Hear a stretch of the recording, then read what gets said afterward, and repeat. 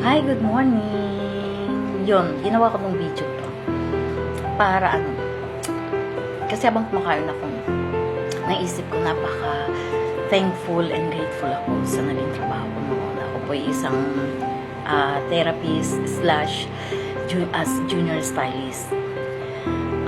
Ang junior stylist po kasi, ang trabaho ay hair treatment. Lahat ng hair treatment, kulot man yan, ribbon, treatment, lahat yun kami mga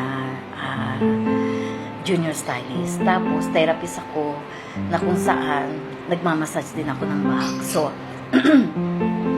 pag nag-hair treatment, pag may kasamang massage sa back, ginagawa ko yun. Yun po ako. Pinagmamalaki ko yun. Pero gusto ko lang i-correct yung mga taong nagsasabi na akala mo kung sino ka sa mga anak ko dati, akala mo kung sino ka, anak ka lang naman ng isang manicurista. Well, hindi po ako manicurista. Ako po ay therapist slash junior stylist. Pero yung mga manicurista namin, wag po natin nilalang yung mga manicurista kasi alam niyo po yung manicurista namin, ang laki po ng kinikita nila sa araw-araw. Kasi ang pinapasukan ko pong salon ay sa Ayala, Makati at sa BGC. Yun po yung 2 decades akong dyan nagtatrabaho sa dalawang lugar na yan. 2 decades po. Lalong-lalo na sa Makati. So, ang mga client namin doon is nasa alta sosyedad na client, yung mga mayayaman, yung mga sabihin ko na mga first lady, mga artista, mga businessman, businesswoman, yung mga client namin dyan. So, ang gupit namin sa Ayala dati, way back 2006, ang gupit namin dyan sa Ayala, Makati is 6,000. Ngayon, tumaas na si Sir, naging 7,500 na siya kasi ilang taon na lumipas. So, yung ganun po yun. Sa ibang salon naman ang pinasukan ko is 3,000 ang gupit. Ang pinakamababa is 1,500. So, ganun po yung presyo ng gupit namin kung saan ako nagtatrabaho. So, ito po yung video na gusto kong ipaliwanag sa mga taong nagsasabi na akala nyo, sa mga anak ko, akala mo kung sino ka, anak ka lang naman ng manicurista. Hindi po natin nilalam yun. Kasi, alam niyo, may kwento ako sa inyo. May regular client ako, nagtatrabaho siya sa isa sa bangko sa Ayala, Makati. Naging regular client ko siya for 2 years.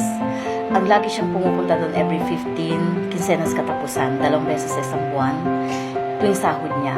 So, ang nangyari doon, naging close kami sa isa't isa. So, habang ginagawa ko, binaback massage ko, hair treatment ko siya, nag-uusap-usap na kami. Sabi niya, dumating sa punto na naging personalan na yung tanong niya sa akin, lahat. Tapos, isang araw sabi niya, Mary, tanong ko lang ha, huwag kang ma-offend. Sabi ko, yes ma'am. Sabi niya, magkano yung kinikita mo rito? Paano mo nasa-survive yung mga anak ko? Sabi niya, magkano yung sahod mo? Sabi ko, ano po ma'am, 12,000 po a month kasi at that time 12,000 yung minimum na sahod. 12,000 po a month. Tapos sabi niya, tapos yung mga gawa mo kasama na rin. Hindi po ma'am, may yung lahat ng mga gawa ko, hair treatment man, massage, back massage man, o ano, may 5% po akong komisyon. Tapos yung mga product po na binibenta ko, may 10% din po ako. Sabi niya, ay wow, plus tip pa. Yes ma'am, plus tip pa. So, magkano yung tip mo araw-araw? Sabi ko, depende po kasi ma'am, minsan po kasi, ang mahinang tip namin is nasa 400. Yun po yung pinakamahinang tip.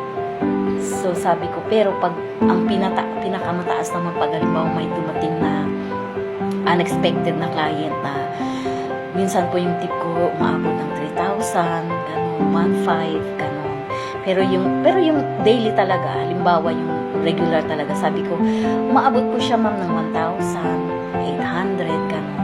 Sabi niya, ay wow! Sabi niya, so mas mataas pa pala yung kinikita mo sa akin. Ma'am, sabi ko, grabe naman kayo. Sabi niya, yes! Sabi niya, kasi ako akala mo maganda lang yung trabaho, yung uniform ko, pero mas mataas ang kinikita mo kasi ako, minimum lang ako.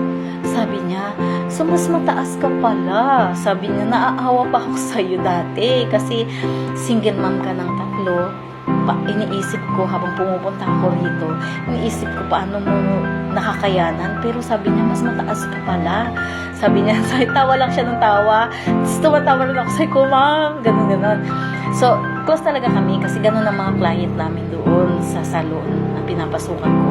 Alam nyo, minsan kasi nakikita ko sa mga komento kasi nababasa ko mga ibang komento, mga mayayaman, mga matapulo. No, hindi po. May mga mayayaman po na sila talaga yung talagang magandang, ano ba tawag ito?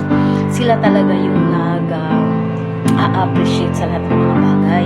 Sila yung pag, halimbawa, kahit regular to customer to tulad ko na junior stylist magkikita, hindi po sila hindi namamansin, talagang hi Mary, o kaya hello Mary, o kaya kung malapitan, ikikis ka talaga nila na parang talagang isa ka sa kanila. Ganun ang mga mayayaman kung na-appreciate ng trabaho natin. So hindi po yung sinasabi, may mga mayayaman matapobre, pero yun po yung galing sa mahirap na naging mayaman din. Pero may mga galing din sa mahirap na naging mayaman na mabait din. Depende po, may mga mahihirap din na matapobre. Opo. So ganun yung nangyayari. So sabi ko ganun. So from then, hindi na siya nagtitip sa akin. Pagkatapos kong gumawa, sinasabi niya sa akin, Mary ang gawin ng ginikita mo sa akin. So pwede bang spare mo na lang yung tip ko na yun?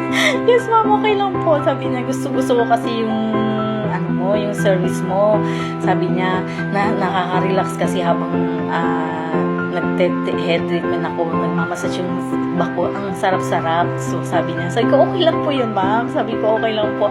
Tama na po sa akin yung appreciation, okay lang po. So, pero deep inside, sayang, bakit ko ba sinabi, shinare? So, ang ibig sabihin nun guys, hindi po tayo pwedeng magbaba ng mga sinasabi natin. Ay, ano ba yan, manicurista lang yan, ay, salonista lang yan. Hindi po ganun. Kasi, lagi natin isipin, examine muna natin yung sarili natin bago natin gamitin yung lang. Isipin natin, ay, paano siya nakasurvive? Dahil siya ay single mom. Siguro malaki yung kinikita niya. Bago ko sabihin na lang, examine ko muna yung sarili ko. Kaya ko bang buhayin ng mga anak ko? Kaya ko bang alam mo yun, kaya ko magtumindig ng sarili ko mga paa. Ako ba'y hindi isang bum na katulad ng iba na naghihintay lang ng tulong ng ibang tao? Yung mga bagay na ganun. Kasi masakit po para sa amin marinig yung manicurista lang, salonista lang. Pero at the same time, nandoon yung ngiti namin sa likod. Yung tawa namin sa likod na kung saan iniisip namin, nilalang mo lang kami pero kaya namin ang buhay namin mag-isa. Ninalang mo lang kami pero kaya namin buhay mga anak namin mag-isa dahil sa aming dugot pawis sa araw-araw. Struggle man sa amin yung mga araw na yun kasi minsan, halimbawa is maliit lang yung tip namin sa araw, mga isang client lang meron, 400, 300, ganun. Kasi may dumarating talagang ganun sa salon. Isang client lang dumarating, 400 lang ang tip. Grateful and thankful pa rin kami kasi almost ano na yun sa sahod namin. More than a half na sa minimum na sa daily sahod namin yung aming tip. So, talagang masaya na ako doon. So, wag nating ibaba kasi isipin natin lagi, sino ba ako? Ano ba ako para gamitin ko yung lang sa isang taong nakakayanang tumayo at tumindig ng sarili niyang mga paa. Yun lang guys, yun lang naman ang sa akin. So yun lang, shinare ko lang talaga. Kasi habang kumakain ako, naiisip ko lang yun. Kasi alam niyo kung bakit? Sa salon, pag mataas ang kita, naku, umaabot kami ng 3,000 ang tip lang. 3,000, 1,500. Alam ng mga anak ko yan. Kaya pag tumaas ng 3,000, nako, bongga-bongga ang uwi ng nanay. May roasted chicken na, may Dunkin Donut pa, may mga ice cream pang umuwi. Talaga, totoo. So, talaga, proud ako sa dati kong trabaho. So, yun lang guys. Bye and God bless.